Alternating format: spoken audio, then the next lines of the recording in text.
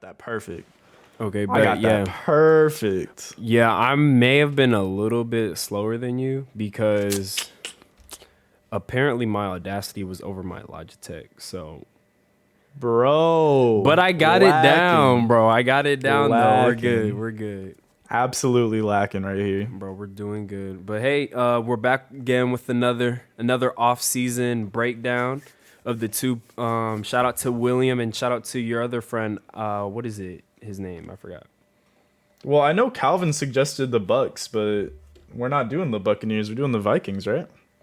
Yeah, your friend DM'd me and asked for the Vikings.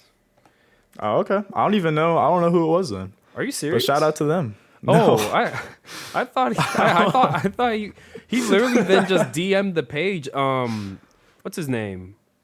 Sammy Lyons. Oh, snap.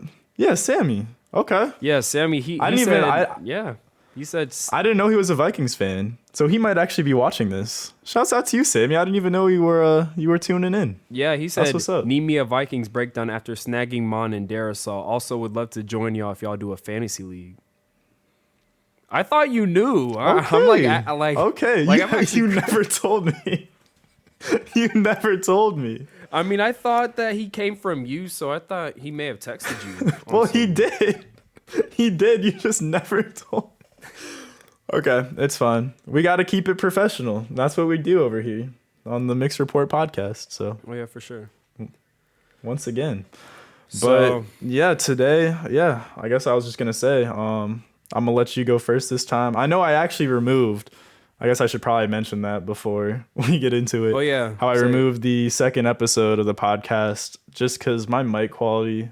It's really quality over quantity for me. I can't have something that sounds that bad just exist, you know? Like, I'm really trying to take this show pretty seriously, even though I know right now I have a really jank setup and I have my terrible lighting and 720p webcam for my temporary before I actually upgrade to a crazy lighting setup and better webcam quality, better computer. I'm going to be able to render videos even better. But for now, we're just going to have to deal with the temporary setup, at least today. Hopefully I can find another better temporary setup. But yeah, I just want to let you all know we did record 3 episodes, but for those of you who are just now tuning in or just found out about us, that's why we only have 2, is because the second episode was really bad.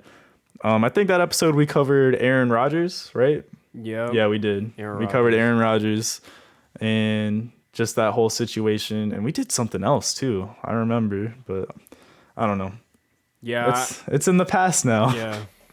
I honestly forgot. It sucks too because you killed it. That was like your episode. I was like, It all is right. what it is, man. You know that there's gonna definitely be more videos for us to do, and we're gonna continue to get better at this. You know, and definitely like how you upgraded your PC and everything like that.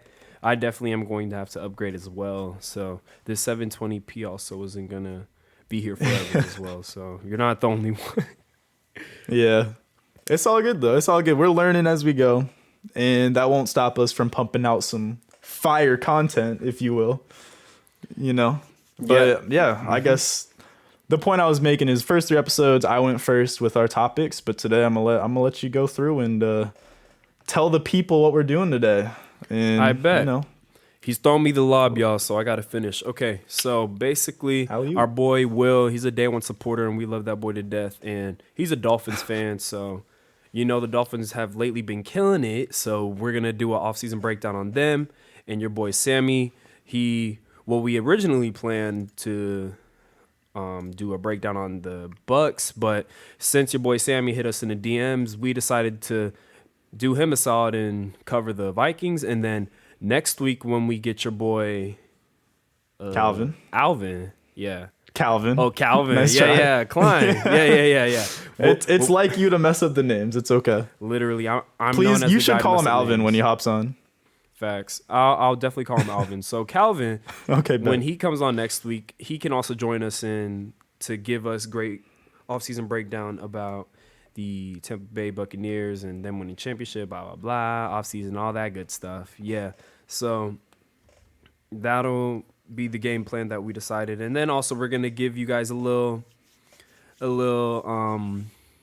preview of the NFL schedule takes that we have. Only for week 1. We're gonna wait for a whole episode of the entire, I guess, schedule breakdown, and we will also include like NFL record predictions. Yes, like every single team, we're going to predict basically every single game, key games that we like, and probably some sleeper teams that probably won't expect. You guys already know my sleeper team. I think Carolina's going to shock the world, so they're my sleeper team. So how are you going to pick a team in your division to be a sleeper? I could never. I have too much pride. You call it pride. I call it being objective. You know, that's fair. That's fair. Because I don't know, man, what that organization is doing. But for our boy Will, let's dive into this Dolphins offseason. So first of all, their personnel guy, Chris Greer, this man has, I don't know what he's on some Madden franchise mode type stuff, but this man has literally turned around this whole squad. Free agency, trades, draft picks, contracts, whatever you want to do. I mean, whatever you want to call it, this man has been doing everything perfectly. The only thing I could probably use against him is the Tua pick over Herbert. That one probably hurts them a little bit. That's the only one I'd probably say is like the biggest one. But overall, man, the picks that you've made, the moves that they've made, especially this offseason, pretty good. That being said, let's dive into it specifically. So first things first, I think the biggest surprise of all was the Kyle Van Noy. I'm going to jump from free agency to the draft first. So just to clarify that. So Kyle Van Noy, he was pretty much their biggest pickup of the offseason prior to this season, and he really did ball out for them. I think he had like 6 sacks. He was the no-question leader for them. He really fit that scheme well because he used to play in New England, and Brian Flores was the defensive coordinator. So he kind of was familiar with the defense, and I think he signed a 4-year, $52 million. So he was making a good amount of money, and it's just a bummer because he was really a leader and a playmaker for them in such a perfect scheme fit. But him getting cut did clear $10 million. And maybe they were possibly trying to look to free space for Deshaun Watson before that whole situation with him went down. I mean, who knows what would have happened. But clearing $10 million is still pretty good at the end of the day. But the only real bummer is now you're going to play him twice because he's in the same division as you guys, and he's going to play with New England. So hopefully he doesn't go too crazy on you guys. But give or take, he may have been a little bit overpaid, but he was still a pretty good leader for that squad. So there's that. And being able to get a linebacker in McKinney, I think that was a pretty solid pickup next to Jerome Baker. If he could stay healthy, he was a 2018 year Pro Bowler. So, I mean, the Pro Bowl to me doesn't really mean as much as being an All-Pro to me nowadays. I think it's more of a popularity contest. Mm-hmm. But it is. I 100% agree with that statement. Yeah. But McKinney, nevertheless, he's an above average middle linebacker, and plus next to Jerome Baker, I think they could seriously make some noise as well. And he should be thanking God and the heavens that he got out of Houston. So he will definitely play very great for you guys. And Will Fuller on a solid 1-year deal. You know, you're not putting much. You're not putting too much stake into him. He's very injury prone, so you're not investing too much money. I mean, he had a very good year with the Texans last year, of course, with Deshaun Watson, and he's just a speedster to stretch the field, along with our boy Waddle now. But I think he'd be solid. He's solid in the slot, solid outside. You know, a very good number 2, number 3. Definitely not a number 1, but I don't hate the pick. Just a 1-year deal. Do you need anything to add on before I go into the draft? I mean, would you like to get into it as well? I will say, talking about the Dolphins, I just wanted to personally, as a Washington fan, thank them for giving us our boy Eric Flowers back. Ryan Fitzpatrick just signed with us, and I know they just caught Bobby McCain after, well, you are about to get into the draft, but, you know, they did take that boy Javon Holland in the 2nd round. So he was due to make a decent bit of money, so they were totally cool with letting him go. But he's a pretty solid free safety who I was hoping would walk away with the deal on Monday, but so far we haven't heard much. But yeah, I just want to say I think it's kind of dope. And to see I guess, Shaq Lawson leave. Like I said, I mean, I do like Shaq Lawson a lot. It's unfortunate for him that he's in Houston now. But I just feel like with this draft,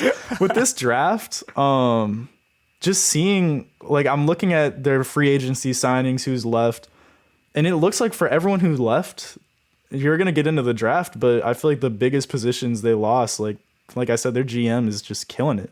He's playing Madden, like he knows what he's doing. Yep.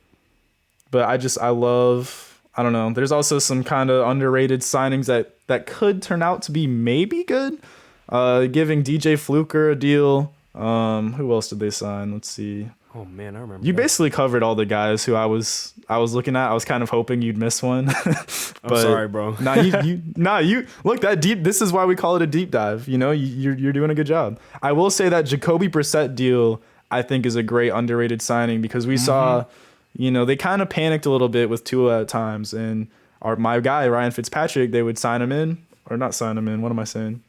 They would put him in the game when Tua was struggling, and he would come in and he would kind of, you know, keep the team mellow, keep them calm, don't have those rookie jitters in the game that might be affecting their performance. And like I said, the Dolphins were a playoff caliber team last year, so they definitely were coached up correctly, and they wanted to have a veteran presence leading that offense at some times. And with Jacoby Brissett, I feel like you kind of have basically just Fitzpatrick 2.0 in a sense of having that kind of veteran presence just in case it's needed. And it's just another brain for Tua to pick. And we know how, you know, what you can say whatever you want about Tua. The man has a good charisma. He's a good guy if you watch him do interviews, and you know he just wants to pick the brains of anyone who he can learn from.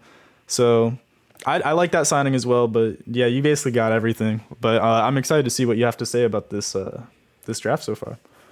Yeah, so when it comes to the... Yeah, you basically covered. Yeah, the Brissett deal honestly was pretty good. It low-key keeps him competitive for his job at the same time. Exactly. You have a reliable backup because you do know Tua is also injury prone as well, so you never know. Exactly. But when it comes to the draft, I think me personally, even though I say Devontae Small, I probably would have went with Devontae, but I don't hate the Waddle deal though. I mean the Waddle draft pick at all because one. He's from Alabama, you know, instant chemistry with Tua, coming from Alabama, you know, very familiar with each other. And I think that they will be on the same wavelength. There won't be too much of a hassle to get them getting their chemistry going in the next level. And right, get them acclimated with each other. Yeah, he is, like, his speed is literally game breaking, like Tyreek Hill style. You have to account for him wherever he's on the field. And I do think that the one thing I do like about Smith more than Waddle is his route running, and one thing the Dolphins really need are receivers that can really separate from DBs. But Waddle's explosiveness does kind of make up for that, so I don't blame them going either way. It's like, which one do you like more, ice cream or cookies? I mean, you can't really go wrong with either one if you want dessert, you know? So I mean, like that. It's just preference. You know, they were... Whatever the Dolphins envisioned their offense to be, like, granted, one person may like one thing, one person may like another thing, but at the end of the day, it's how you utilize them and what positions you put them in. And I think that Tua, very good at making decision. He's very good at making those good decision-making choices when it comes to really throwing the ball to his targets. And also, we may try to see Tua kind of throw it downfield a little bit because he wasn't really throwing the ball downfield. So maybe Waddle can create that separation with his speed alone because he may already be like top 5 fastest receiver in the league, like right when he gets there. So I mean, he's like that. Explosive. And I think Tua will definitely benefit in this draft. Oh, I forgot to say, this draft, what it says to me is all they wanted to do was cater to Tua. They know. I don't even think they know, but they personally want Tua to be their guy. They see Joe Burrow, they see Herbert, they see all young quarterbacks taking over the league, and they're like, okay, Tua, we did not mess up because we drafted you, so we're gonna make sure to give you every single thing that you need to succeed. We're gonna give you a Jalen Waddle. We're gonna give you a good defense. We're gonna get you Liam Eichenberg, and we're gonna try to get you another tight end. Like, we're going to make pieces around you work. So it's on you. And I feel like that he will be the guy for them, but hopefully he proves that to all of us because you know how the media always changes that up. And yeah, personally, I think maybe some Dolphins were disappointed because they were probably like, okay, Najee Harris with the next pick. Najee Harris, we need to get a running back. But I think you guys can't hate the Jalen Phillips pick. I mean, it's a high risk, high reward because physically we know that there are the medical issues and it is very skeptical with that. But at the same time, he separates himself from the other pass rushers due to him being so physically gifted. I think we all can agree that if he had no injury history, he would no question be the top pass rusher in the draft. He probably would have even went in the top 10 to keep it a buck. So I'd say. Exactly. And we obviously know that they need pass rush help because next to the Lions, they were the worst team in the pass rush win rate. So they needed help badly to get to the quarterback. And they have a really good secondary, but to help a secondary, you need to get to the quarterback. And nowadays, you need to be able to get to the quarterback fast because these quarterbacks are just throwing it left and right. They don't even need to be in the pocket. So that was a very good pickup for them. And I do not hate the pick at all. I did want them to go running back because I did want them to build around Tua, but at the end of the day, building a great defense for a young quarterback also helps a lot. And going on to Javon Holland, great fit for Miami, very great because he's versatile. He's able to play deep, and he can also play man-to-man. He's silent to sideline. And now with McCain out, he's going to be their future safety. On a cheap contract, he will continue to learn from the likes of Byron Jones and learn from the likes of Xavier Howard. He will learn how to not only play in that defense, but also carry himself in a very, very, very great NFL secondary. Like, that's a very respected group of guys, so I feel like he will really flourish with them.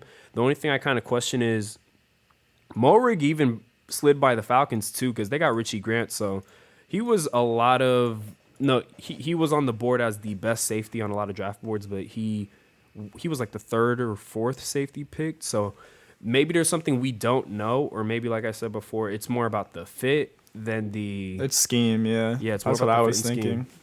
Exactly, because I always remember Keanu Neal was picked after that boy Carl Joseph, and I'm so happy we did that. Even though safeties are tough to project sometimes. Yeah. And now, okay, all right, we got 2 more picks to go, and then you got it all. Okay, so now we got this boy Liam Eichenberg, which I think was a really, really, Eichenberg, really good. But yeah. Oh, Eichenberg, my bad. You're the draft guru. I kind of like that. Eichenberg. Eichenberg. Okay. So, or Eichenberg? I'm sorry, I just forgot. Jeez.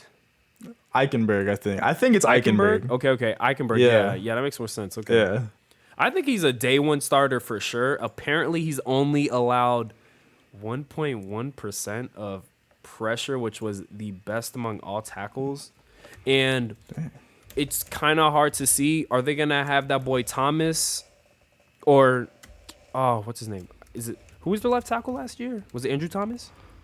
No, not Andrew Thomas. Who, Andrew Thomas was on the Giants? On the Dolphins? Yeah. Who was it last year? Yeah, it was. I just had it written down. I guess I didn't write it down. Let me look it up. Lacking. No, I'm kidding.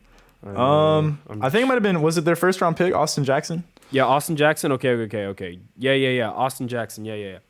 I don't know if they're gonna have either Liam or Austin as their left or right tackle.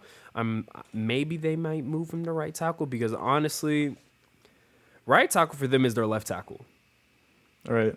Well, okay. So I will say, I'll interject. What I've been seeing reports of is I think they're going to keep Jackson there at left tackle. And I think Robert Hunt was maybe starting there at right tackle, and they are projecting to kick him to guard.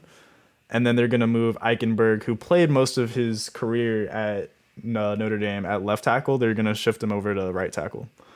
I think that's how they're gonna morph that offensive line, which is probably what I would do, to be honest.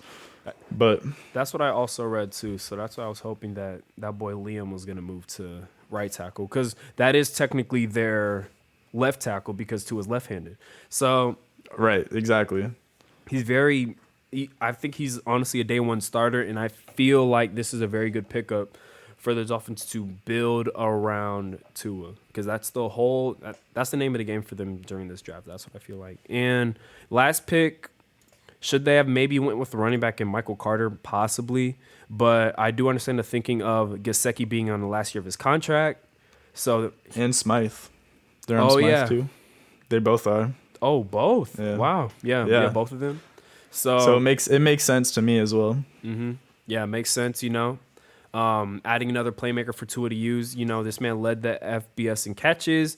He's a very traditional tight end. He's not someone you'd put outside like a Gesicki, but he can block, and he can also help in those short yardage situations, 6'5", 253. So he's a very big body target as well, very reliable. So I think overall with all these picks in total, I think it's great value all over the place. And it said, for one, they wanted to improve their defense, which they drastically did with those back-to-back picks in Phillips and Holland. But also, you made sure that we are going to make sure that we give Tua the best opportunity. This is the best situation for any young quarterback to be in. I think a young upcoming organization, That's fair. Compared to all the quarterbacks like Joe Burrow, even though I love that man, what's his name? Justin Herbert, I think this is a great situation. You have all those draft picks set up for the future.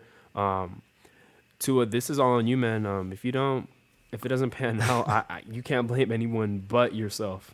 But only thing I could possibly add is maybe draft a running back earlier, make that more of a priority. But I mean, overall, I'd give this draft probably like an A, a solid A minus. I'd give it that solid grade. But you got it, bro. Take it away. All right. Well, I think I'm gonna So I guess I'll stay talking about the Dolphins before we kick back and break down the Vikings offseason. One thing I will say. Here, let me go back to the Miami draft selections. Yeah. So I remember they got Liam Eichenberg at pick 42. Personally, I remember saying this. I texted Will actually when it happened. I think Eichenberg is solid. I just personally, and this is a personal preference, I liked Brady Christensen out of BYU more there. I just thought he was more solid as an offensive tackle. I just feel like and like I said, you pulled up that stat, which I actually didn't know about Eichenberg, but And the more I talk about it, the more I like his fit, because like you said, right tackle is like to his left tackle because it's protecting that blind side for him. He's left-handed.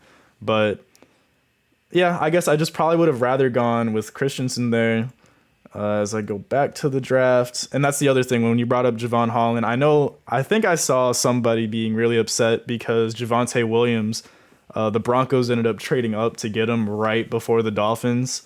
Which I guess now thinking about it kind of makes sense that they do that, even though I would never trade up for a running back.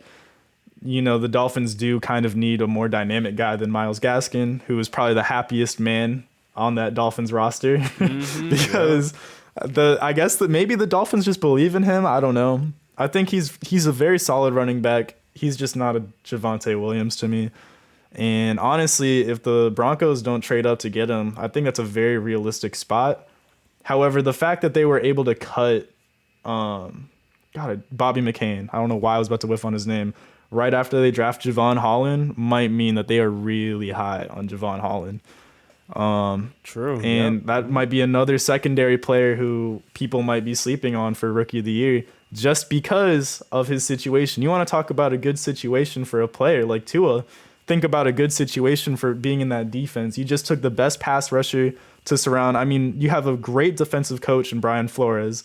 You have an already emerging secondary with the players you mentioned.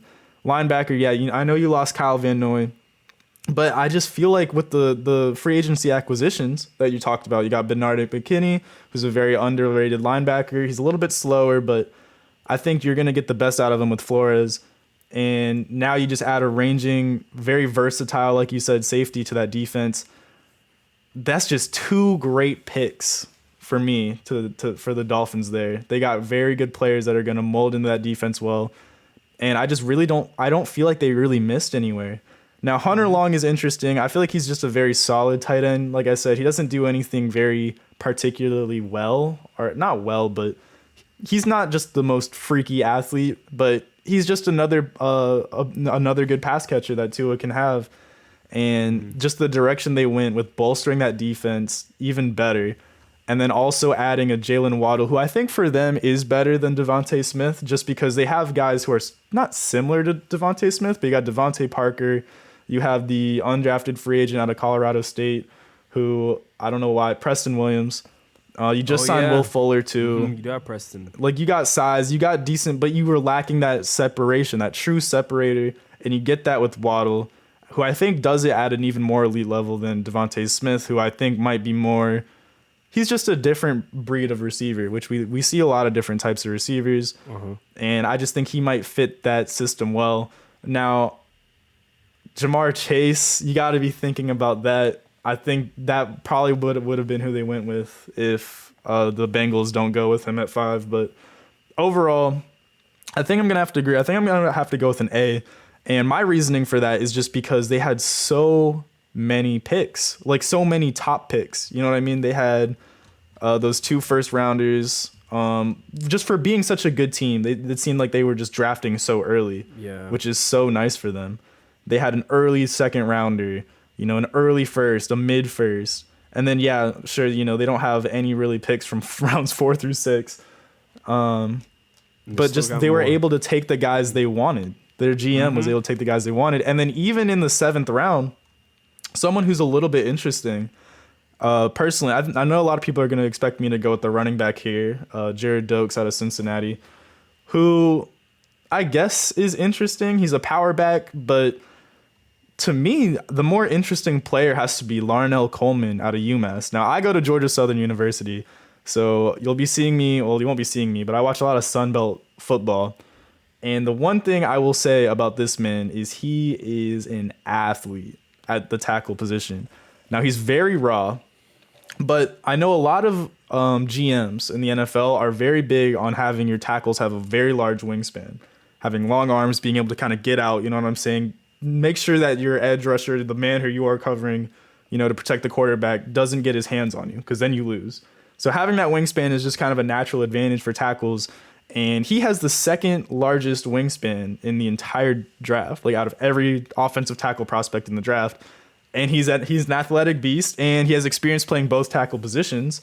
So even if he could just develop into a swing tackle guy, to get someone like that in the 7th round, I just thought is kind of interesting. Like a beast athlete with a long wingspan, that's all you can really ask for as far as traits in a tackle position. Now, obviously, you don't have the experience with high-level competition. He went to UMass. I know the Sun Belt is not very good, but just reading up on it, like it's an interesting pick. This could be a guy who you can see.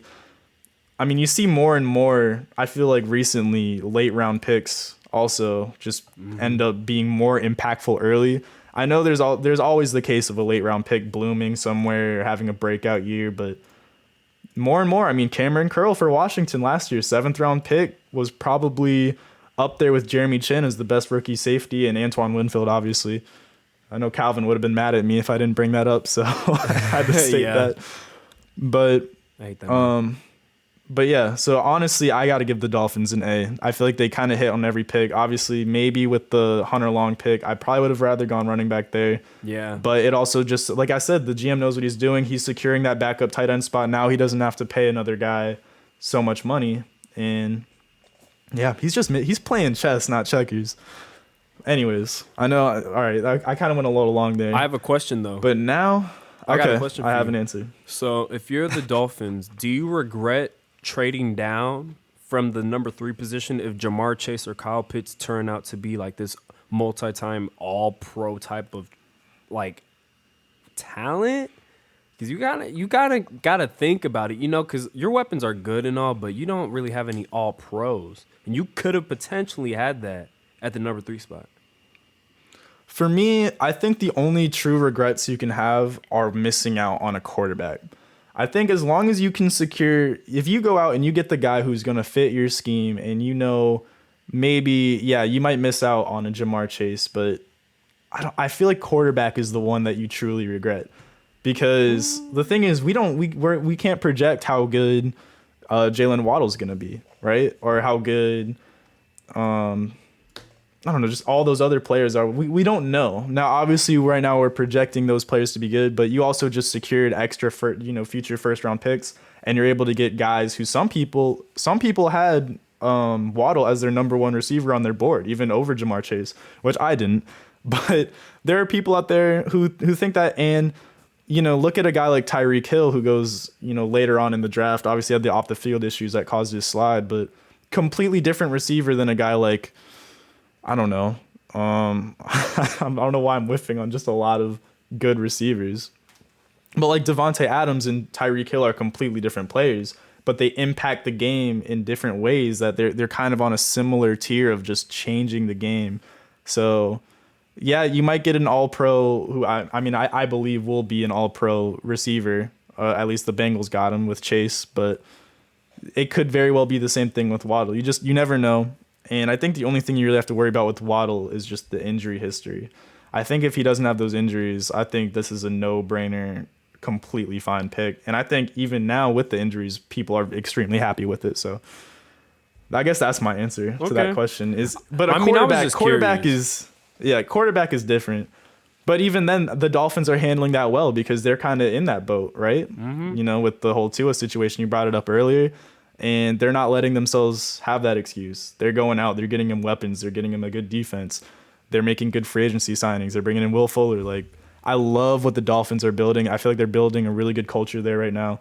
That culture shock with Flores was a huge deal. I think that's taken them in the right direction. And I think they're doing the best they can do with what they have right now. And I wouldn't be surprised that this is the start of something special for Miami. Oh, yeah, for sure. Yeah. I guess moving on. Sorry, Sammy, with the Vikings. Now, I'm not gonna lie, I paid a lot more attention to the Vikings draft, but I will get into free agency because it is kind of interesting. I'm very glad y'all brought back Anthony Barr. I think he missed a decent chunk of the season last year. Mm-hmm. But Anthony Barr, that's a story in his own, how he's just ended up being the linebacker he is. He's played so many different positions throughout his football career. And now he's established himself as just an athletic monster, 6'5", running in that 4-3 defense. But a very interesting signing is the one all of y'all are going to expect me to say is that Patrick Peterson signing. And I actually, at first I'm like, he's old. He's clearly not the Patrick Peterson that y'all, that he used to be. But I thought about it and actually like this signing a lot more. That secondary is very young. You don't really have a very established true cornerback one right now. And now you do. You have a guy like Patrick Peterson who's used to being the cornerback one. He's used to going out and matching up with all of the other opposing teams' number one receivers. And in that division, with at least for now, you have Devontae Adams, who has been running. He just demolished him last year. I remember I had him on my fantasy team, and he just lit him up in the first half before he got injured. He still put up like 33 points or something crazy. But now you have a guy who can at least handle that. You did bring in Mackenzie Alexander, who, wasn't he there earlier? I guess he was on the Bengals last year. But you bring him back. You cut Dan Bailey, which is good. I know how horrible he was for them. He made 68% of field goals, man. He's out. That's so bad. Yeah, that's terrible. Unbelievable. But yeah, I wasn't really looking into big on what I guess their coaching staff was doing. I was just looking more into what who they signed, who they let go of. Mm-hmm. Bringing back Stephen Weatherly I think it's a good fit for that locker room. I know he's a very just good guy, great personality. But let's see, who else did I want to talk about? Abdullah. I guess that's really it. I guess they brought in Xavier Woods from the Cowboys, who's just an average safety. I think it kind of helps with the loss of Anthony Harris to the Eagles. Yeah. A little bit. I know that was a big one. Mm-hmm. Although I know Anthony Harris actually wasn't as good last year as he was the year prior, but he still had a solid season. I guess they just weren't planning on. I think it took him a while to get signed to the Eagles too. I wasn't sure if he was an early signing or what. But. Nah, yeah, he wasn't an early one, man. Yeah, and I think he got a lot less money than what he was probably going to get last year. I think they tagged him, right? Didn't they bring him back on the tag last year? Yeah. So, I think you're fine there. Especially if he's not as good as or he doesn't go back to the 2019 version that we saw of him. Almost leading the league in picks, I believe. So, But yeah, I think free agency wise, definitely the big one is bringing Anthony Barr back and getting Patrick Peterson. I think that's very good for them. It's just, it's a lot of signings to me that I feel like the Vikings are more so looking to just kind of have a finally like healthy team. Because they were just an injury riddled team last year. I think that defense was injury riddled, and I think this is a team that is it's a team that I think is going to come out swinging next year. I think this is a very underrated team for next season, and because Kirk Cousins, I know my fair share about Kirk Cousins being a Washington fan.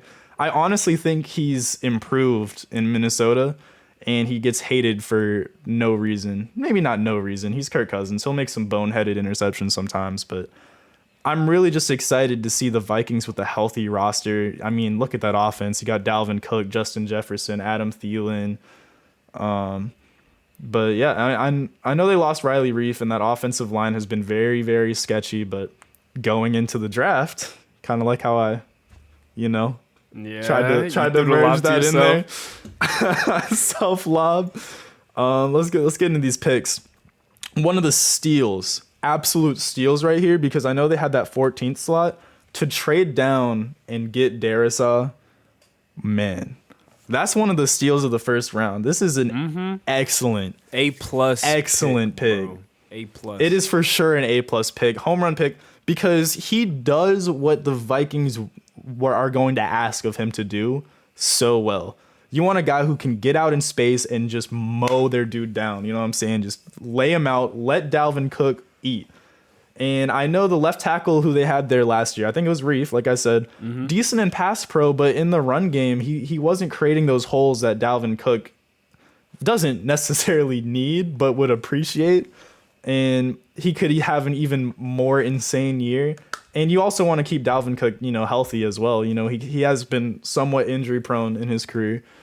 But now you can, kind of shore up just having, God, I'm just picturing how crazy this offense can be if you knock it out. If Darisaw comes in and plays well, just thinking about that Vikings offense it's going to be absurd. So just A+ pick. I'm not going to spend too much time talking about that, but to trade back and still get him, that's what I love about it, especially because of what he does, what he brings to the table as an offensive tackle. And then you get into their third round pick, Kellen Mond, which I don't know if it's necessarily a steal, just because I guess he kind of went where people were expecting him to go in that like early third round range. But to me, I feel like you want to talk about quarterbacks being put in a good situation. Kellen Mond is in a great situation. You have outside of Thielen, you have a very young, good, already good established offense. Justin Jefferson's going to be there for years to come. We already know that. You have Dalvin Cook back there. And now you get to sit behind Kirk Cousins, who I did say is a little bit underrated. Like I said, maybe overhated might be the better term. I don't think there's any other quarterback overhated as much as him outside of maybe Derek Carr. But the one thing you can say about Kirk is he's a little bit limited. Now, obviously, you can be one of the greatest of all times and limited, like a Tom Brady with his legs, but you don't get that kind of limitation with Kellen Mond. And we don't know if Kirk Cousins is going to digress, or, they are paying him so much money. You don't know if Kirk Cousins is going to demand that kind of money still. Because as much as I think Kirk Cousins is underappreciated, he doesn't deserve to be getting as much money as he's making. I know he's one of the highest paid quarterbacks in the league. And maybe this is their at least option that they can have, let's say he kills it in preseason, he kills it in practice, and, it comes to time to pay Kirk Cousins. It's like, okay, well, we have a guy who we know can compete for that starting job, and maybe they don't have to pay him as much. I just love this fit for Mond, and I think it's a good insurance policy for Cousins. He's never really been an injury-prone player, but if he gets hurt, now you have a whole new dynamic to that offense. And if Kellen Mond is one of those high upside quarterbacks where if he reaches that upside, people are going to be kicking themselves for not taking him in the first round. We know he's got the legs. He's improved on his accuracy every single year at Texas A&M. He just won the MVP at the Senior Bowl.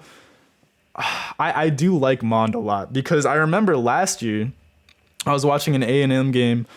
It wasn't the A&M LSU game. I think that one was 2 years ago, which was just insane. I think it was in like the 70s and like 6 overtimes. But I was just like, he's not special. You know, he doesn't do anything crazy well. He doesn't make those NFL tight window throws. But this last year, I mean, A&M was what, number 5 in the nation or something like that? Like right on the outside looking in of the college football playoffs. And that's all because of Kellen Mond. Kellen Mond had an absolutely amazing year. And he was a 4-year starter. We know he has the experience, and he's improved every single season. And when you see, I was watching his pro day, when you see the ball come out of his hands, it's just like so crazy. Like it looks like he's throwing it like a Nerf football to his baby cousin like 4 feet away, but it goes flying like 60 yards. He throws it so naturally, and he has such a not underappreciated. I know people probably know how strong his arm is, but I think he has more zip on it than people give him credit for. I just like this fit a ton, and I'm hoping that we get to see him play at some point in the next couple seasons. And finally, like I said, preseason is back. I announced the preseason schedule, and as much as NFL players hate it, I personally love the preseason. I'm not gonna even lie. I love seeing those rookie players who you know aren't going to get much time be able to come in and maybe show that they can deserve a roster spot. And those guys who might have been undrafted or taken in the late rounds who can maybe stick on the team and prove that they can really make plays. So I don't know. I'm excited to see him work in the preseason. I hope he comes out and he balls out. But moving on, we have Chaz Surratt, brother of, what's his name? Why can't I think? Wake Forest wide receiver. You know who I'm talking about, right? Sage Surratt. Yeah. Who also, I think he went earlier. Or maybe he went later. No, he definitely went later. But Surratt is interesting. I know he used to play quarterback, and he switched to linebacker, which is just a very weird position switch for me. But this man was quarterback? He was what? QB. He played quarterback, QB, and converted to linebacker. Yeah. But he was runner-up for ACC Defensive Player of the Year last year. And you got to think, I think a part of why he was able to switch and be so good is no one, you know, if you're going to point out to a player on a football team and be like, that's the coach of my team outside of the coach, it's QB. They know the whole playbook. They know the defensive playbook. They know the offensive playbook. They know where every player is going to be. And I feel like having that kind of quarterback instinct, a literal quarterback instinct at middle linebacker is nice, right? Because you're going to be able to know where wide receivers are running routes. You can read like, oh, I know he's going to do this. I know he's going to do this. He can maybe project audibles better. And I like his fit on that Vikings defense. He's a nice rangy cover guy. He can cover, run, and tackle, and that's what Minnesota likes. You got Eric Kendricks, and like I already brought up, Anthony Barr. Exactly. Well, he's no, Chaz Surratt, that's North Carolina. But yeah, I mean, I guess yeah. That's the neck. give me that neck right there. But yeah, no, I like his fit as a potential linebacker to line up next to both Anthony Barr and Kendricks. But I don't know. It's just a good fit. Once again, just great fits, and it's good for all these players that I've brought up so far. I think they're put in a great situation in Minnesota so far with like what I've said. Yeah. Who's next? Wyatt Davis. I'm gonna be honest. I'm not gonna say I wasn't too high on Wyatt Davis. I just didn't know much about Wyatt Davis. Like I said, he was projected to be, I guess, a later round guy. But from what I've heard, pretty solid. You know, big offensive lineman, 6'3", 315. He's a mauler, which is similar to Darisaw. He's just a mauler. And if they're trying to establish that run game in Minnesota, which I know they are, you know, they're very reliant on Dalvin Cook there. It seems like, I don't know. I think offensive line is just always a need for Minnesota. So I think, you know, why not? It's not a bad pick for me. But the pick I'm much more excited to talk about here is the Patrick Jones selection out of Pittsburgh. Now, if you look up Patrick Jones highlights, you would think he's up there with Jalen Phillips as the best edge rusher in this class, because when he just puts it together on the field, he gets in his stance and he takes on a tackle and he actually uses his rushing moves that he uses, he looks incredible. He's an athletic freak and I just feel like he has so much potential. His big thing was consistency, but when he put it together, he was just a beast. And this is why I love this pick. To me, I'm already going to say this is an A+ pick for me because the Vikings know how to develop defensive linemen, I feel like. Who am I going to pull off?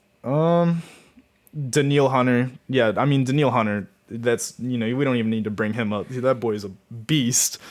God, there's so many underrated. I'm about to be like, underrated player. I feel like I just keep saying that because there's just so many underrated players. Yep, there are too many underrated players that don't get the amount of praise, honestly. Yeah. Especially on the Vikings, because the Vikings are full of underrated players. Yeah.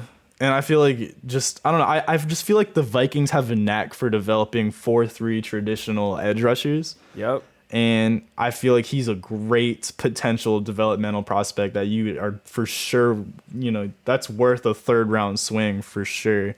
He could be a beast. Now, and then another interesting pick, you have, I'm about to sound like you with mispronouncing names. Kene Nwagwu. I think it's Wangwu, but I love how he was the kick returner. Yeah. Kick returner at Iowa State. And I think, he ran a 4.32 40. That's all I know about him. He's a blazer and he's a great kick returner. And apparently, I mean, one thing I do know, ever since Cordero Patterson left, who people might say, bust wide receiver selection, and to an extent he was, this man has been one of the best kick returners since he's entered the league. Mm-hmm. I mean, that's no question. Falcons gladly scooped him up too. Yeah. And y'all scooped up that other dude, that free safety, who's an incredible. I mean, he had what did we say? He had so many kick returns. Oh, come on, you gotta know this is your guy. Boise State? Yeah, Boise State. Avery Williams. That boy Avery Williams. Yeah. That's probably the best best kick returner in the class. I'm excited to see him. Yes, sir. Return kicks. Him and Patterson. Oh man, that's gonna be fun. Yeah. But I mean, you get a 4.32 running back / kick returner / whatever. Even if you're drafting him just to be a kick returner in the 4th round, if he's as good as you want him to be or think he can be, I think 4th round's not a bad spot to take him, especially because I'm reading here.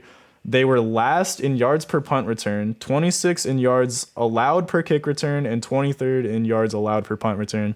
And this dude is also just a good special teamer as well. So great pickup. You get an explosive athlete who can return kicks, and he can help cover on kick returns. You get a solid special teamer in round 4. This is probably the area of the draft where you start to see guys who you start to designate for special teams.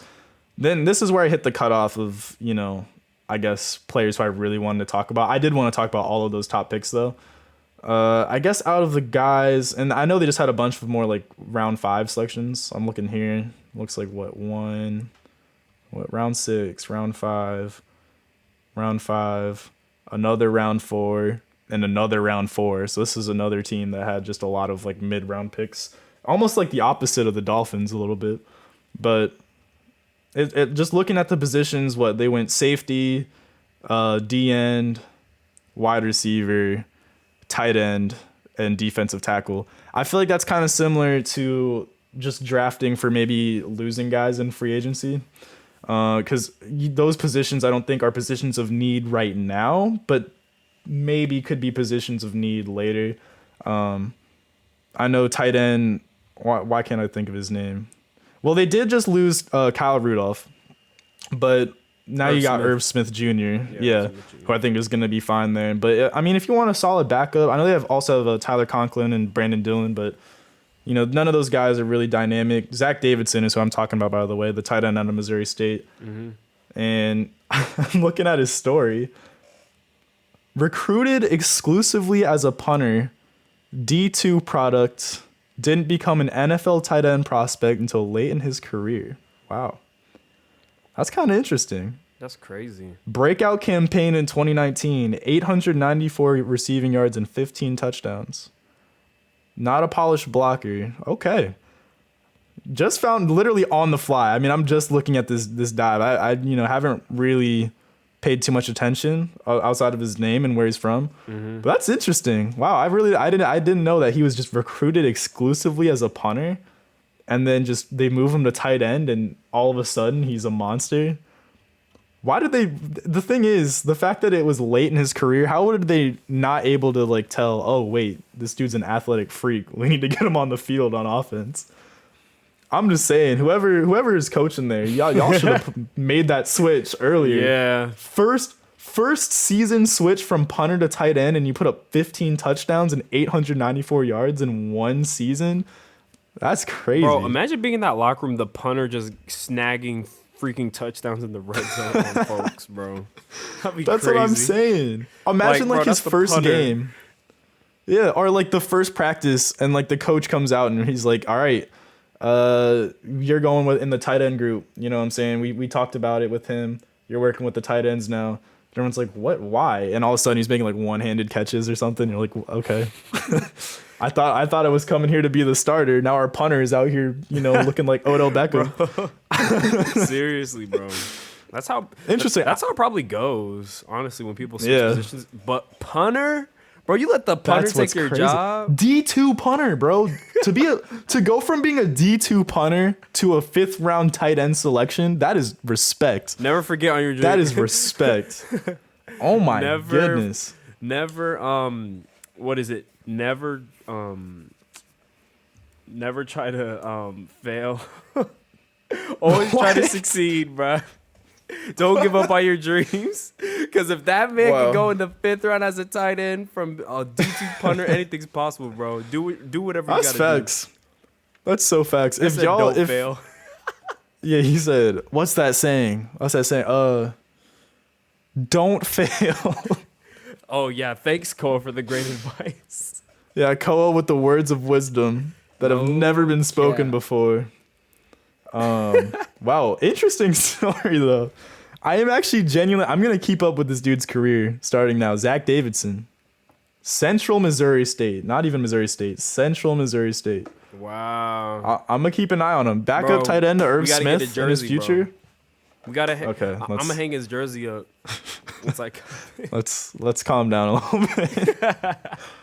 But yeah, I know I went very in depth with the draft. It was kind of like we switched. You went more in depth with the offseason for Miami, and I went more in depth with the draft for Minnesota.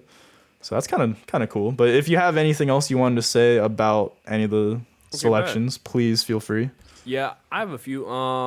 You kind of did mention Kyle Rudolph at the end, but I think the release was a great one. You saved a great amount of money cutting him, and I know he's been the tight end for you guys for like 10 years, been a staple. He was even like a Pro Bowl MVP. I remember that random time I was watching the Pro Bowl and he won MVP. But I don't watch the Pro Bowl, so yeah, I wouldn't know. Yeah, that was like I don't know how many years ago. But his best years are ahead of him, and Irv Smith has really emerged. And with all the other weapons you have with those top 2 receivers and Dalvin in the backfield, it wasn't really necessary to keep him. So I think that cut was very good. And Riley Reif, I mean, like you said, it was a toss-up. Like his pass protection was great. He only let up 1 sack, but in the run game, And then he was also making a lot of money for you guys. So maybe you guys could have kept him because the O-line has been very inconsistent. But at the end of the day, I don't blame you guys for cutting him because he just makes too much money. And also, Christian Darrisaw, of course, duh. So, yeah. And the Peterson one was a great pickup. Probably the exact same thing that you said. At first questionable. Now I look at it as a great pickup, especially with Hayes and Tankersley not there anymore. There's nothing else for me to really add on. Basically, very good presence in the locker room, being a veteran. But the one, Dalvin Tomlinson, that was a very good pickup for the defensive line. How did I miss on that? Yeah. I think the Giants are going to really, yeah. I was like, this man did not forget Tomlinson. But, I mean, since you missed it, I guess I picked it up. But, I mean, I think the Giants will really regret not bringing this man back. And I think him Mm-hmm. with Michael Pierce and that boy Daniil Hunter, of course, I think those three on defense line can definitely hold it down. So that was a very, very, very, very, very good pickup for them. And I think with the key Yeah. players, that they missed a lot on defense. Anthony Barr, Kendricks, Mike Hughes, Michael Pierce, and I think, oh yeah, Daniil Hunter. All of them either opted out because of COVID or Yep. injuries. Or we're So just hurt. yeah, exactly. So they're gonna look really, really, really nice this Mm-hmm. upcoming year for sure. And into the draft, I'm only gonna focus on three things just to add on. Kellen Mond, of course, Darisaw, and that boy Wyatt Davis, because I think those were the three key picks for them, or definitely Okay. the three ones that have the most, I guess, narratives to them, I guess you could say. Of course, with Mon, I'm pretty high on him learning from Cousins. Because the main three reasons, I mean, he won't be forced into a situation for one. He can sit back and learn from Kirk Cousins in the Exactly. offense. And for most young quarterbacks, being forced into a terrible situation, or not even a terrible situation, but any situation, period, can really make or break you in the league. So I think him not being rushed, him being able to sit down, I think Haskins could use that, and other quarterbacks before could have used like maybe sitting a year or two. So I mean, that would be very, very pivotal for Mond. And I think you can truly build a team around him since he's not even making first round QB money. He's making third round QB money. So you can get Yeah. him on that little contract. You're gonna pay Jefferson. You're gonna pay all these other players. Can even bring in some free agents. So you can get rid of all the trash contracts right now, but once you get rid of Cousins and that man, you give him a shot, you like what you see from him in practice, then you can build a legit squad around him once you get ready to win. And probably by that time, Aaron Rodgers will be at the door. So that division will be up for grabs. And then Mm-hmm. three, his accuracy may be in question. Granted, I know he's been improving, but that's the only knock on him, really. But his decision making is flawless. He knows if the defense is going to give him that running back in the flat or the receiver that's running a 5-yard curl, he'll take it every single time. That's Tom Brady's Mm-hmm. bread and butter. So it's really nice that you see a quarterback that's very mature, like a Dak Prescott, to not always take the big shot, but to give what the defense is to Giving him. take what the defense is giving you. So I really like that about Kellen Mond. And addressing the O line was also very big for them as well, because obviously the steal, honestly, was the Darisaw pick. If you told any of us that at 14, that from 14 to 23, that no offensive tackles are going to be picked, well, no, the Raiders went and picked that weird dude, but it's fine. Weird dude. Yeah, they picked that weird dude, but it's fine.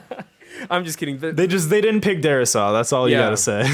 Yeah. Let's not hurt the Raiders fans. I don't know if anyone watching this is a Raiders fan, but let's not hurt their feelings.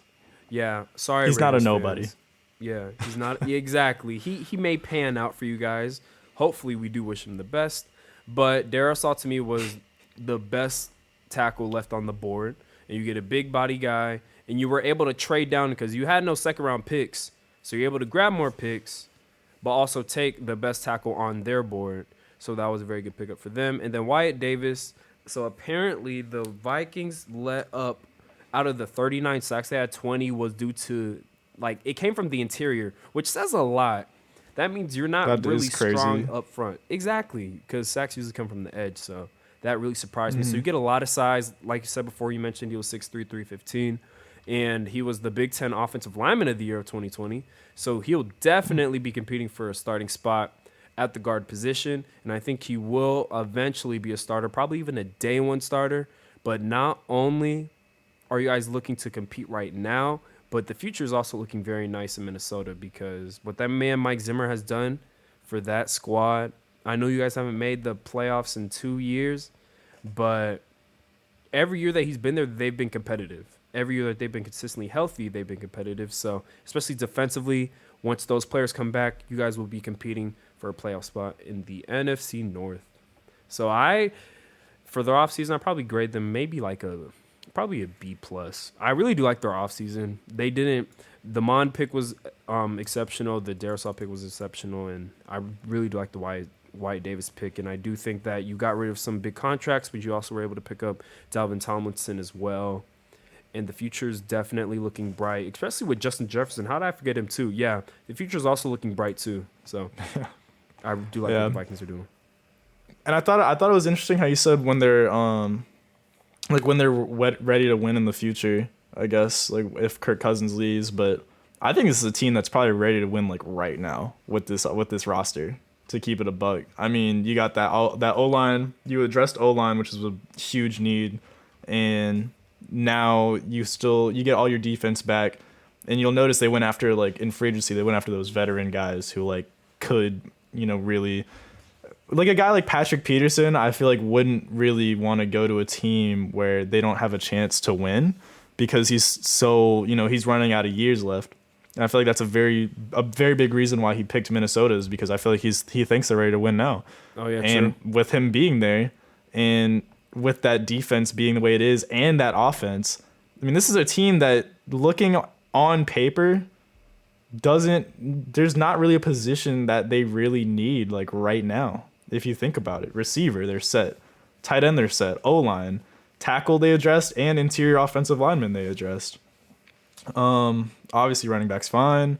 Defensive line, you addressed that with Dalvin Tomlinson. You got Daniel Hunter coming back. Linebackers set, which you also added Chaz Surratt. Secondary, you addressed with Patrick Peterson. Yep. I know you let Anthony Harris go, but like this is a team that is like, I feel like they're ready to win now. Yep, they are. They're ready to win now. Yep. This is one of those teams that I'm putting in that kind of tier of like, they could be similar to where they were last year and maybe be a disappointment, because this is why I don't like to make predictions like too early, or at least playoff predictions. I think making record predictions is more fun because you can give a team a good record and they won't make the playoffs, a la the Dolphins last year, and the Colts as well too. But yeah, I don't know. I can see them being really good. This team and the Rams are two teams that I just think are very complete and might really outdo what they did last year, because they are both solid on offense and solid on defense. Maybe not top tier, but they're up there. Mm-hmm. And the Vikings, I feel like, are really up there with that offense, because that offense is just weapons everywhere. That is true. And also, I forgot to mention about Patrick Peterson too. When Patrick Peterson is wearing that number 7 in the purple and gold, it's a difference. It's a difference. True. So hey, he could go back to like 2016 Pat Pete. You never know. Okay, that was my favorite. Patrick Peterson, when 2016 around that time, to me personally, I knew he wasn't the favorite corner. No, I knew he wasn't the best corner in the league, but I would always say he was, because he was just that dude. He was flashy. Yeah. Flashy. Crazy picks. But I guess those are our off-season analyses of both the Vikings and the Dolphins. Will and Sammy, please let us know how we did, because hopefully tell us what you liked, what you didn't like, if we missed anything, so that maybe we can know going forward with other teams if we can maybe address something that we failed to address for y'all's teams. Mm-hmm. But thank you for being our first poll suggestions. That was really really helpful, and it was fun to look into a team. Yeah, fun looking into a team that I don't really care too much about myself, but interesting teams.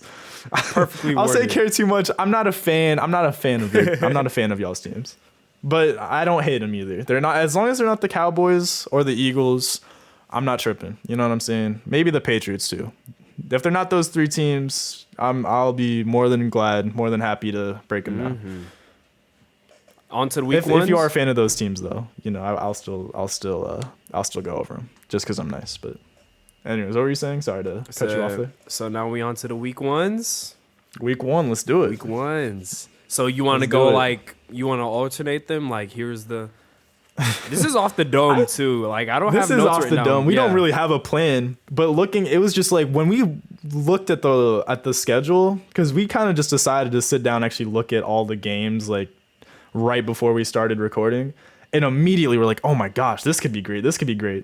So I think we could just kind of go off the fly. I'll let you go first, and I say we just both kind of just talk about it, and maybe we can do like however many collective picks or games to pick, but I'll let you go with your favorite, and I'll let you know how I feel, and we can just talk about it. Mm-hmm. Okay, well, obviously I'm biased. I'm a Falcons fan. But even Okay. despite that being the fact, I still think this is a very good game to tune in. This is the first game where we actually see Jalen Hurts starting. Like, no controversy on who's going to be the starter, which we know Jalen Hurts is going to be week 1 with Devontae Smith. This is his team.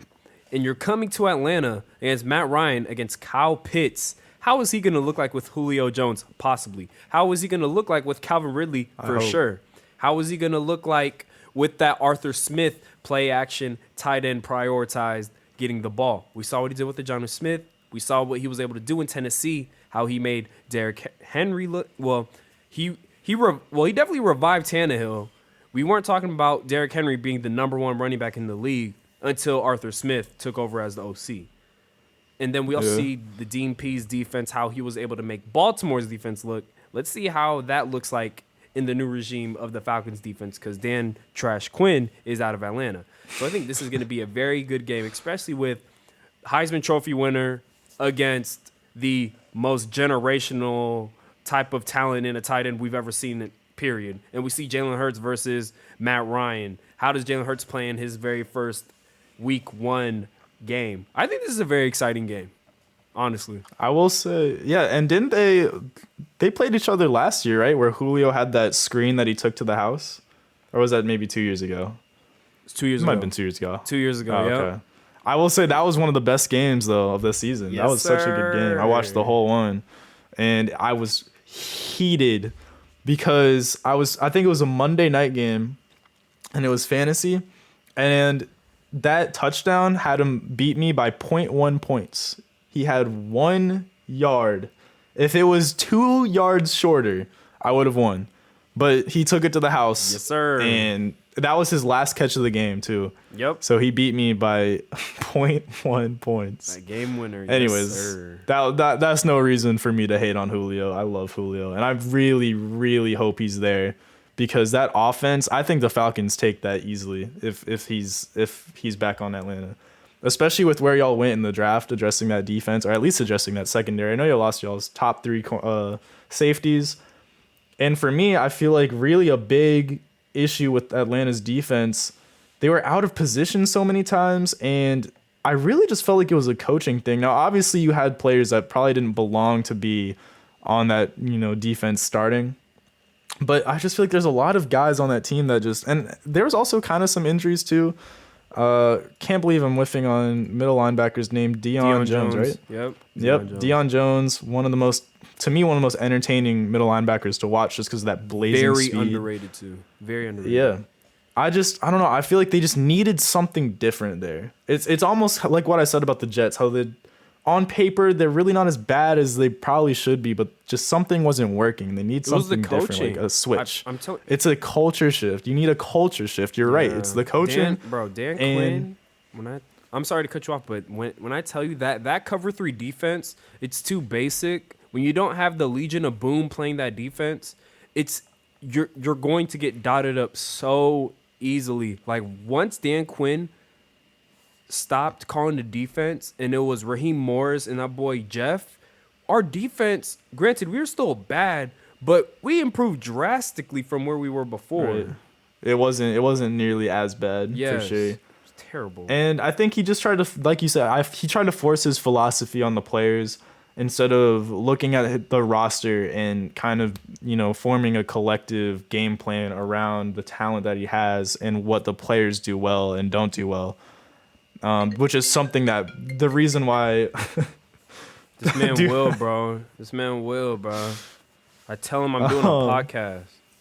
I'm sorry. I will say that's the reason why I think Bill Belichick is one of the best coaches and why everyone thinks he's one of the best coaches is because of how well he's able to utilize what players are good at and not good at. Because I think if he's not there, the Patriots defense a couple years back does not look nearly as good as it became or as it was. Because there's just a lot of players that end up being really good in New England, and that's why you see a lot of players / coaches who used to be in New England fail other places. So I think the Falcons are an interesting team. Like I said, I don't know if I think they're going to be per se great, But I'm much more optimistic about him this year than I was last year. Yes, I will say sir. that. And this is a game I'll for sure be tuning into because I feel like it will set the tone of what the Falcons are going to be for next year, being able to play a Philadelphia Eagles team. Because I feel like there are some week one matchups that won't necessarily set the tone of a team, but maybe just kind of give us a glimpse into what they can be. And for me, that is actually going to be where I bridge into with, and like I said, we're sticking with our favorite teams here. But this is one I think everyone can honestly look at and be excited for with the Chargers and Washington football team game. And the reason why I say that is because if you look around the league, or not around the league, but around what people are saying about this upcoming NFL season, both of these teams are sleeper teams for their respective conferences in the AFC and the NFC. Now, obviously, Washington just went to the playoffs last year with a 7-9 record, which was by far the worst out of any team to make the playoffs. But they gave the Buccaneers probably the best game of their playoff run. And I think that says a lot considering they had no steady quarterback play. They had, just a lot of, not necessarily, actually, Ron Rivera minimized the drama that was there, but it was just a cool story with Rivera and Alex Smith coming back. It was just a lot of very big headlines in Washington, but they ended up just, actually coming together and not looking like the laughing stock of the league. And that was pretty dope to see. And we definitely overachieved, I'll say. We overachieved. And I think if you overachieve in the season, kind of like what the Dolphins did the season before last season, it sets a tone of like, okay, we're taking things serious now. And now when you look at the Dolphins, you're looking at them as being in an excellent position to maybe start to build up like a consistency or a consistent playoff team. And we might start to see that with Washington just based off of the direction they're going now. And it's just one of those teams that's very promising. And you look at the Los Angeles Chargers, they're kind of in that same boat.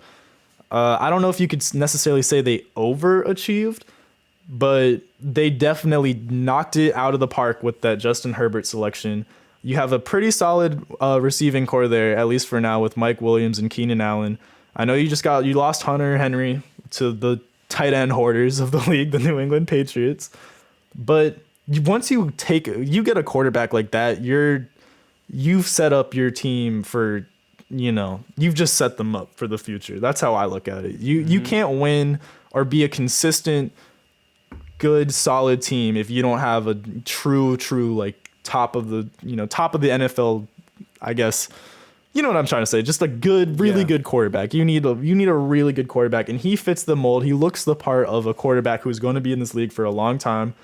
And like I said, you have the good receiving core. You have a young defense, and I gave the Chargers one of my best draft grades of the class, and I love that Asante Samuel pick. It's just both of these teams are looking to really flip the switch and become a very, they're just the teams that are very underrated, I feel like, heading into the season. And they're both very exciting teams, I think.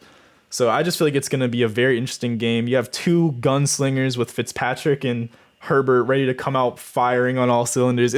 I feel like it's just going to be a good game. You have two promising offenses and two promising defenses that aren't necessarily established right now, but could both be very good. And I feel like this game will kind of give us a glimpse into the futures of both these teams, which is why I'm very excited. Honestly, yeah, you basically nailed it right there by saying two promising offenses and two promising defenses going off. I definitely like to see how that boy Asante Samuel Jr. looks sir. in the Chargers I shouldn't say that. It's my team.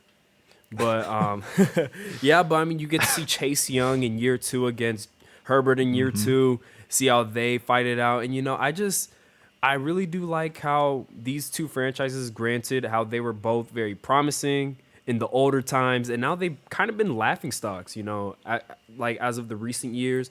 But now these two teams have definitely changed the culture. Like, they've both been on the right track. And my brother, being a Chargers fan, I know he's live right now. Like, he's all like Justin Herbert, yes sir. Falcons are trash. So I mean, I don't blame him for feeling that type of way, because if I had Justin Herbert, that man's probably been the biggest surprise from last year's draft. I mean, that man just came in and lit it up. And I was a hater. I cannot lie. I wasn't even hating on him. I was just like, anyone who gets him, just why? Why would you pick? Like, when the Chargers picked him, I was like, why? I was just like, why? And then I feel like everyone just wrote him off once once Herbert was in there, like no one expected anything, and then he just goes up 24-7 on Instantly balled out. Instantly. Yeah. It did. He had no warm up period. He was just ready to go. Yeah. And I can't believe I missed that storyline. Yeah, you got the offensive rookie of the year and the defensive rookie of the year facing off head to head. Yeah. Oh snap. Yeah. Can't believe I missed on that, but I'm definitely tuning into this one too. I'm gonna be flip flopping. Red zone is gonna be popping off. Bro, no cap. If you have red zone, I may need to pull up. Yeah, you got to get that red zone, man. It's a game changer. Yeah. Jeez, man. I really do like that. Great defense against a good offense and on both sides, honestly. Well, not a great defense for the Chargers, but the great defense for Washington. Unproven. Yeah, I definitely but potentially good. Yeah. Mm-hmm. But moving off of that, the second game for me, you know what? We're gonna stay in the NFC South here and go Jets at Panthers. Granted, I know it's just Sam Darnold, but granted, it is Sam Darnold, and I want to see what this man looks like in a Carolina jersey. Do I want Carolina to be good? Hell no. I'm a fucking Falcons fan. I do not want to see them be good. But at the same time, I wish my Falcons were doing what the Panthers are. They're building a team through the draft. And seeing the Jeremy Chin, seeing the Derek Brown, seeing how they're shifting their culture in Carolina past the Cam Newton days and the Kyle. No, not the Kyle. What's his name? What's that boy named? Luke Kuechly days. They're doing pretty good. Very, very good. And you add Sam Darnold, you add some weapons. You know, you got Christian McCaffrey, you got Hubbard, you got a lot of pieces going there. Hubbard too, that's right. Yeah. It's looking very nice. It's looking very nice in Carolina. They may be a year away, but I'm going to ride. I'm going to say that they're going to make the playoffs. And then you got to the Jets. You look at Zach Wilson, and you look at all the moves that they've done to build around Zach Wilson, and just that whole culture shift again there. The games that we've said, all these teams are on culture shifts. The Chargers in Washington, great, two teams that are on the way up, and Jets and Panthers, they're on the way up. And I definitely want to see what Zach Wilson looks like in his first game. I definitely want to see what Michael Carter. I want to see the weapons. I want to see how that defense looks. I want to see how Saleh goes crazy on the sideline, running back and forth as a head coach, pumping up his defense, pumping up the whole team. I need to see all that live energy. And honestly, thinking about it right now, it's making me excited. And I think that, yes, this is a Sam Darnold revenge game, and I expect the Panthers to come out on top. But I do expect to see some oohs and ahs coming from Zach Wilson.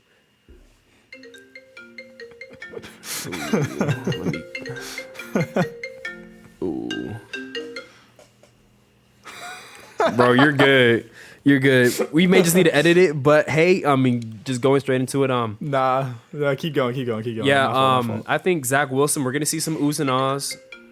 That was Will. That was an accident. Okay. We're gonna definitely see some oohs and ahs throws from Zach Wilson, moving out of the pocket, just gunslinging that ball. And you know, I'm gonna definitely be tuning into this one too. This is gonna be an exciting one. This is actually, it's crazy because you look at this matchup and people are like, it's football, I guess, right? Like it's an interesting matchup. I know a lot of people were probably to expect, Browns, Chiefs, maybe even Cardinals, Titans, Seahawks, Colts, but my next pick was also going to be the Jets Panthers game, and it's for that same reason. The Sam Darnold revenge tour is on, ladies and gentlemen. It is on. Sam Darnold is finally in a situation where he has a competent staff and a competent offense and weapons, very good weapons. And they just protected him, both of these teams. I think the one thing I was going to say, I think you hit actually literally everything I was going to say, except these were two of my probably top 5 teams as far as drafts, with the Jets being for sure having the best draft in my opinion. Panthers also had a crazy good draft too, taking Rashawn Slater where they got him. And I don't know, I picked J.C. Horn. Oh, J.C.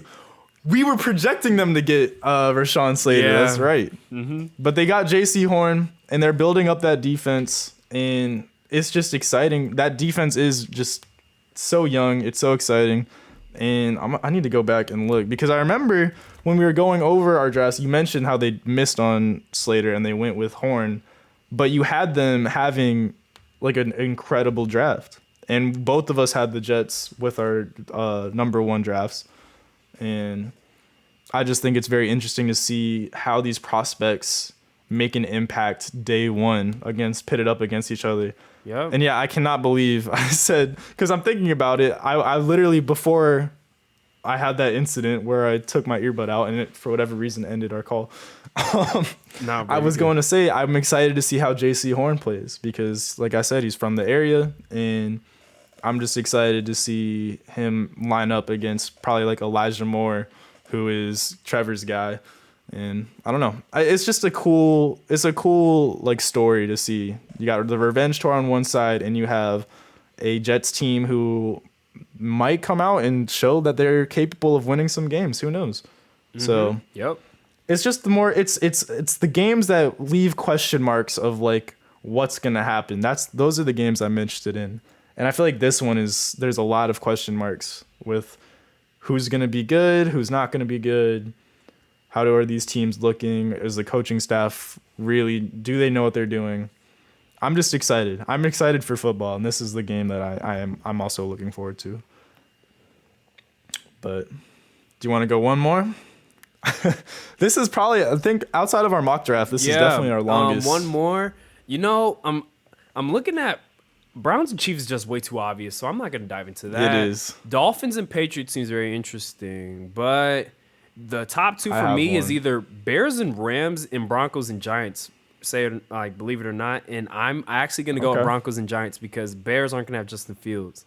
I don't think he's going to play week one. I think it's going to be Andy. Yeah, he's not going to play week one. Yeah. That's true. So I'm explaining to you why I think never know. Broncos and Giants. I think Joe Judge season 2, I'm all for it. I'm tuning in, and I also want to tune in how that boy Danny Dimes looks. I need to see what this offense looks like with Kenny Galladay, with Kadarius Toney, with Shepard, and all these weapons. I know I'm missing Evan Ingram, and I'm missing Slayton, Darius Slayton. I need to see what I thought Daniel Jones was going to be if I was correct, because I am a Daniel Jones believer.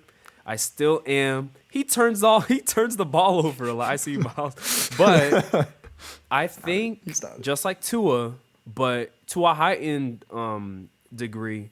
If he doesn't get it done this year, he's out. Like, there's no reason for this man to be wasting the Giants' time. I think Joe Judge is like, hey, I didn't draft you here. I'm going to give you one more year, and if you're not the guy, then I'm going to bring my own guy in here, and you're going to be out.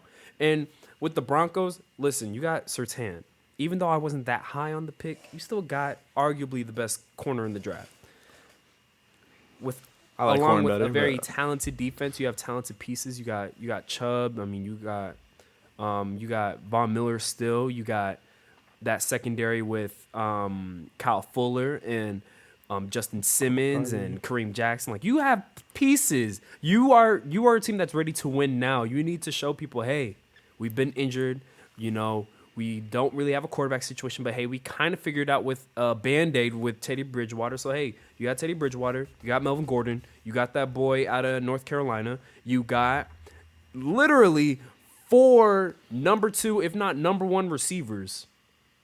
You have a mix. Receiving core, crazy. Exactly. Crazy. You have a very good receiving core up there in Denver. So, hey, this is a little test not only for the Giants, but for the Broncos. Like, it's a good test for each other. I really want to see these two defenses and two offenses really collide with each other and see who comes out on top, because I do want to see how Daniel Jones looks like against that defense. And also, how could I forget about Saquon Barkley out of all the weapons too? I need to see how this guy looks after coming off of an ACL. Hopefully some 2013 Adrian Peterson. Let's see if he can make a little comeback. I hope so, man. Yeah. I do. Because I think there's too many weapons for Daniel Jones. Like, the microscope's on this man. This man's NFL career is on the line. This man needs to ball out this year to get a contract. And with Denver as well, you guys may have sold not getting a quarterback, but if Teddy Bridgewater can win you some games like this one, we will get an idea of how the Broncos season will look like, with this being a semi-test against the Giants. So I'm really going to look forward to this one as well. Okay. I think you talked me into it. I wasn't too interested in that game. But when you went over just kind of like the unknowns and like both of these teams low key could be like ready, right? Like ready now. And you know, you're kind of looking for Daniel Jones to be like, hey, are you the guy? Are you not the guy? And it's similar to Tua situation, as well as the Broncos just kind of missing that quarterback, but maybe you have a Band-Aid and maybe they can win games without like an elite one. It's interesting. But the game I really want to see outside of my team has got to be, honestly, the Seattle Seahawks at Colts. Really does. Wentz finally has Frank Reich back, and there's buzz around, you know, people talking about it. The speculation is Wentz is coming back. Wentz is coming back. And I really hope he does, because I'd love to see a quarterback that played for the Eagles and was terrible for them, leave them behind, and then revert back to his MVP status. That would be beautiful. Absolutely beautiful. And I think it could happen. I mean, you look at the last time he had Frank Reich telling him what plays to run, and the man looked like a superstar. He looked like the MVP. And he also has T.Y., who I know he's kind of regressing a little bit, but you have Jonathan Taylor, you have an amazing offensive line, and you have that boy Michael Pittman as well.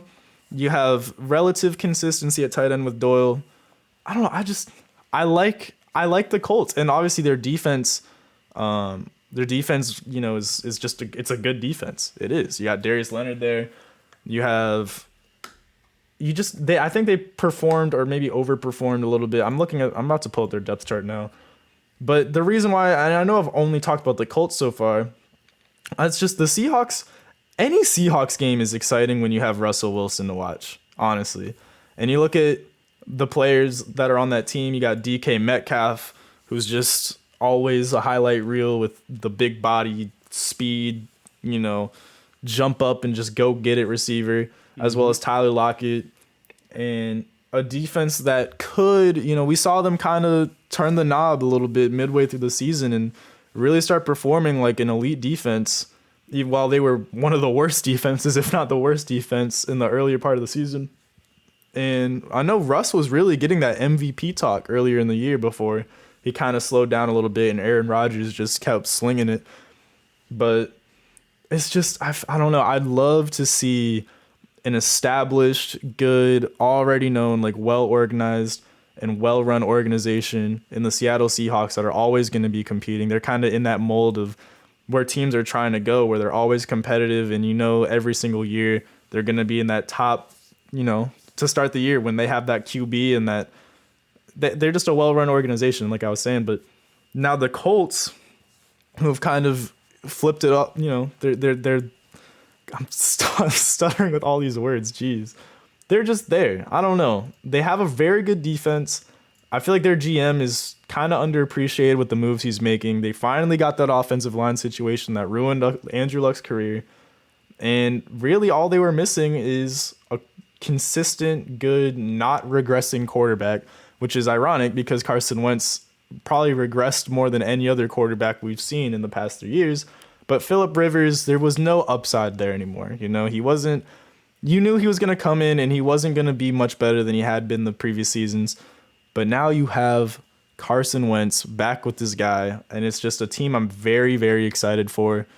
And I don't know. I really want to see him come back, and I'm hoping we see the Colts come in and they just ball out week one, and we're like, okay, Wentz is legit again. And I feel like week one will be key in showing us if it's true or not. But yeah, that's all I have to say. The reason why I didn't go with this game, you kind of talked me into it, because talked each literally other with games. the last thing you said was, if in week one Wentz underperforms, especially against this defense, it's just damn. But you don't know, because the defense could also be really good. I mean, it's like Wentz could be really good. Yeah, Shaquille was good, but you still got Jamal Adams. I don't know why Jamal Adams is like a meme now, but he's still really good. Like we can't lie. He said like a meme now. He is a meme. Yeah, he's a meme. Like they call him Blitz Boy, but like he's a good safety.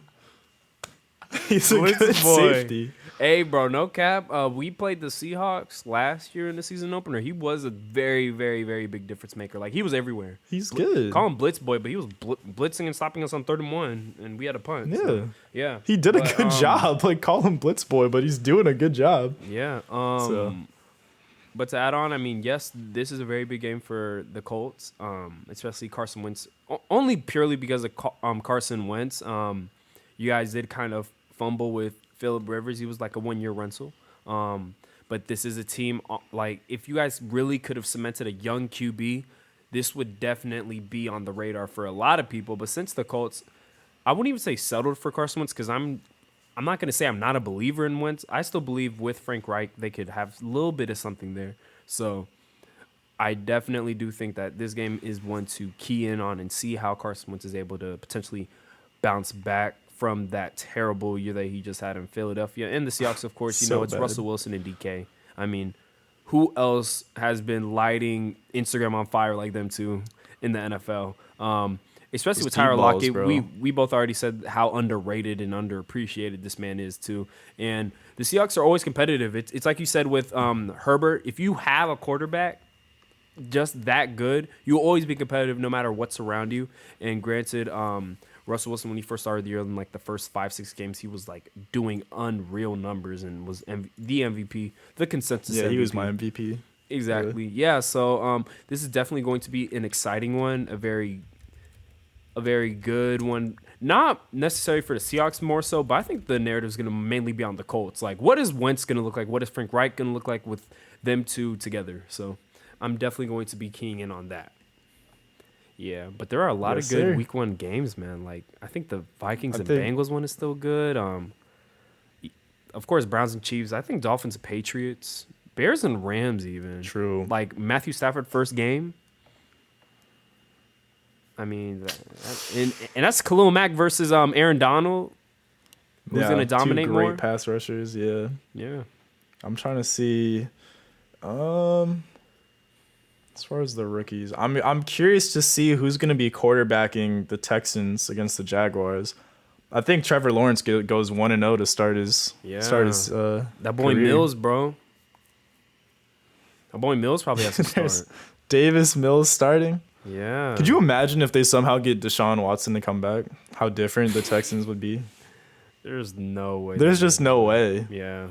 But I feel like that's something that's hasn't been talked about. Mm-hmm. But obviously, like, he's like, I will literally sit out the season, so he's not coming back. How can I forget the Cardinals and Texans? I mean, J.J. Watt and A.J. Green in different uniforms. Mm-hmm. For the very first time, see how they look. I don't know. There's a lot of good ones. 49ers, Lions, even. You can find some narrative. I like seeing the teams that are going to have new quarterbacks. True. Even, Niners are going to probably still have Jimmy to QB them. Yeah, they're probably going to mollywop them, but still, that's a new coaching change. I'd like to see how they look. I noticed we really went with the whole new quarterback direction. Jalen Hurts, Jets, Panthers, we both were high on that. That's both new quarterbacks. Washington's got a new quarterback. Man, a lot of teams with new QBs. Colts, new quarterback. Yeah, Colts. Broncos with new quarterback. Giants soon to have a new one. Drew Lock might still start. You never know. Drew Lock might still start over Bridgewater. Okay, Denver. Okay. I'll say those teams are on the brink of getting new quarterbacks. Yeah, they're right there. They're right there. Yeah. I really do like that Broncos and Giants one, though. Yeah, it is interesting. It really is.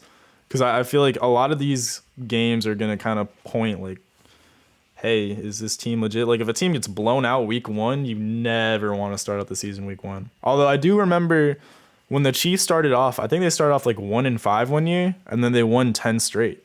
And they went like, do you remember that? Yeah, with Alex Smith.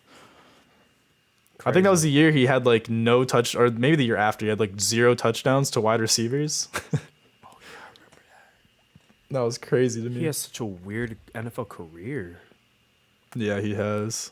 Wow. Yeah. Being replaced twice, a la Tyrod Taylor. Anyways, yeah, we're an hour and a half in. Mm-hmm. I told you this was gonna be a long episode. Yeah, man. And we try to shorten it up a little bit, but it just it's inevitable. We're not gonna be able to. Yeah. But these deep dives are fun. Like there's just so much to talk about wherever we go. And that's why I'm excited. Like I'm excited to have a segment on just the schedule and like maybe records or important games of the season. Yeah. That's gonna be fun. So much fun. So we should do that after the Bucks off-season one with your boy? Maybe. Mm-hmm. Well, just depending on how long that runs, maybe we could do something small with the schedule, with Calvin. I'll ask him what he wants to do. Look at us giving all the leeway to the guests. Yeah. All right, guys, come take over our show for us. We're just here just to be here. Nah, but I guess that concludes our episode today. Mm-hmm. Bit of a long one, but like I said, just so much fun. Every single time it surprises me how much fun I have recording. Yeah. But for real, like, I don't know. And look, it's 1:10 in the morning and I'm still down to talk football, but I have to go to sleep. I got work tomorrow. But yeah, once again, Cole, it's been a blast. I know I was stumbling on my words. I hung up in the middle of the call. But you can't expect anything more on the most professional podcast known to man. But yeah, like I said, please feedback. We're starting to get, I don't know, a little bit of views, or at least a little bit more subs. I don't know. I've just gotten more like people texting me and being like, hey, you guys are doing a good job with the podcast. For those of you who have said that, thank you so much. Hey, that's dope. Let's go. Very, very little. You know, we're no like 1,000 subscriber, or you know, we're no the herd with Colin Cowherd or anything. But yeah, we do appreciate, both of us really appreciate those of you who have given feedback, negative or positive, and you know, kind of just told us what we're doing good, what we're not doing good, what we can talk about. Even giving us the suggestions that we asked for. Shout out to y'all, Will and Sammy, for real. It was a blast recording for both of those teams. But yeah, I guess, like I said, we have no intro and no outro so far. Maybe we'll figure that out soon. I mean, Trevor with the, and that's the mixed report. Maybe we can go with that. Yeah. I don't like that though. I don't like that. Anything else you want to say though, Koa, before we wrap it up? I mean, you basically hit it. Everything. This has been a blast every single time. I think we always get reminded like how much we really do love talking about football, especially with the schedule.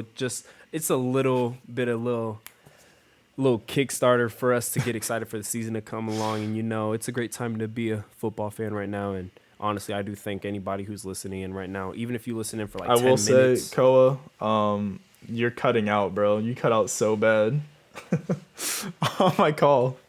Oh, I mean, you've cut out like 3 times. Yeah, it's been like the whole time. I'm just going along with it. You gotta like shake your head and like nod as if you're like listening. Yeah, exactly. But like my boy Miles said before, feedback is always the most, I guess, appreciated thing, more than the likes and more than the comments or anything like that. Just you letting us know personally just how you feel about it, negative or positive. That's just what we really appreciate, and it's been a blast. I mean, that's basically it. Thank you guys for listening, if you guys listened in so far. Yeah, and I will say the other thing we appreciate outside of feedback, obviously the likes and comments do help, and feedback is very important, but to share, those of you who have like, I've seen people put it on their stories or like say something or be like, hey, I sent it to my friends, like blah, blah, blah. That's the stuff we appreciate, because that gets people who like we don't know to actually tune in and listen to it and kind of give us even more of an unbiased opinion than we're receiving now.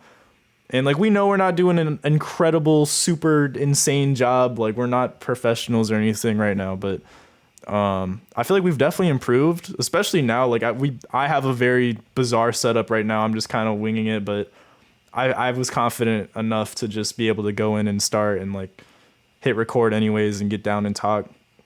And it's just, I don't know, it's fun. But yeah, please, if you do share or whatever, thank you so much. It is very appreciated. But very appreciated. Thank you guys. Yep. Yeah, thank you guys again. This is us signing off. Hopefully we'll be back soon with our second guest appearance, but as of today, thank you for tuning in. And that is The Mixed Report.